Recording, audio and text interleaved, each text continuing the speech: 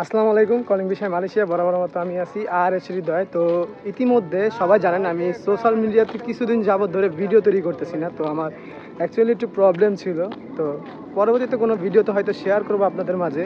তো অনেকেই জানার ইচ্ছুক যে ভাই আপনার বর্তমান অবস্থা কেমন, কী কাজ করতেছেন। তো এটা জানার জন্য অনেকেরই বাংলাদেশে কৌতূহল। আর সবচাইতে যেটা বড় কৌতূহল সেটা হচ্ছে যে আপনারা যেটা আমাকে প্রশ্ন করেন হোয়াটসঅ্যাপে এসে এবং ডিরেক্টলি কল করেন ইমুতে বা মেসেঞ্জারে নক করতেছেন, কিন্তু আমি কারো রিপ্লাই দিচ্ছি না, কারণ আমি এখানে একটু সময় পাচ্ছি না। তো একটা সময় করে তো আপনাদেরকে বলে দিব যে এই টাইমে হয়তো কলে পাবেন। এখন আমার ডিউটিটা খুবই লং টাইমে, 12 ঘন্টার মতো ডিউটি করি।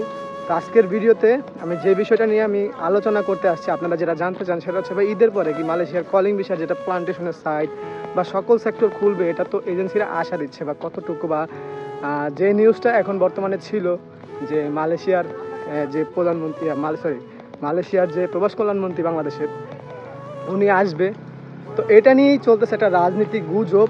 আর সেই গুজবটা এমন যে বলছিল আসবে, কথাবার্তা বলবে, তার মানে এই না যে ঈদের পরে সকল সেক্টর খুলবে, কিন্তু এইটা নিয়েই বাংলাদেশের কিছু অসাধু চক্র বা এজেন্ট যারা আছে, যারা এই বাহিরের ব্যাপারে যারা লোক আনা নেওয়া করে, এক কথায় সবাই জানেন যে থার্ড পার্সন দ্বারা যাদেরকে বলা হয় দালাল, তো তারা এটা নিয়ে একটা বড় সড়ো দুর্নীতি করতে চাচ্ছে। তো চাচ্ছিলাম না আরও কিছুদিন পরই ব্যাক করতে সোশ্যাল মিডিয়াতে, বাট আপনাদেরকে হেল্প করার জন্যই মানে ফিরে আসা।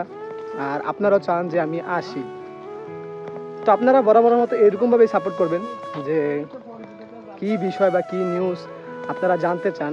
আর যেটা জানিয়ে দেওয়ার কথা ছিল যে ঈদের পর আপনারা যেটা জানতে চাচ্ছেন, ঈদের পর কি শিওর খুলবে কি না। না ভাই, এখন পর্যন্ত এরকম কোনো শিওর না, বাট যদি হয় যে যারা আটকে আছে কর্মীরা, তারা যদি আসতে পারে, অবশ্যই আপনারা নিউজগুলোকে ফলো রাখেন, অবশ্যই জানতে পারবেন। একটা কথা কি, আকাশে চাঁদ উঠলে সবাই জানবে, বাট গুজবে কান দিবেন না, এতে প্রতারণায় পড়তে পারেন। আর আপনাদের যাদের প্রশ্ন মালয়েশিয়া থেকে এখন বর্তমানে আসা সম্ভব কিনা, এই প্রশ্নটা অনেকে আমাকে করেন, তো আপনাদেরকে বলতেছি অবশ্যই সম্ভব।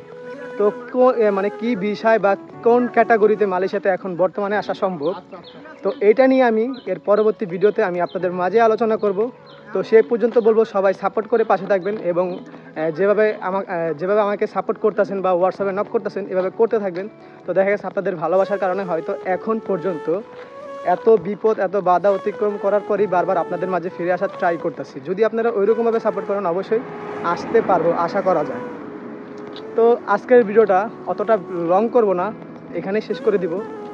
তো এই ছিল আমার আজকের মতো ভিডিও। ভিডিও ভালো লাগলো অবশ্যই চ্যানেলটি সাবস্ক্রাইব করবেন, ফেসবুক থেকে দেখে থাকলে লাইক কমেন্ট শেয়ার করবেন। তো দেখা হবে পরবর্তী ভিডিওতে। সেই পর্যন্ত সবাই ভালো থাকবেন, সুস্থ থাকবেন।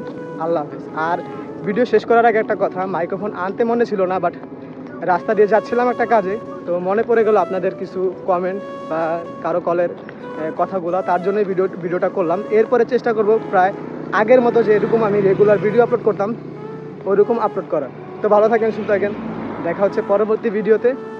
আল্লাহ হাফেজ।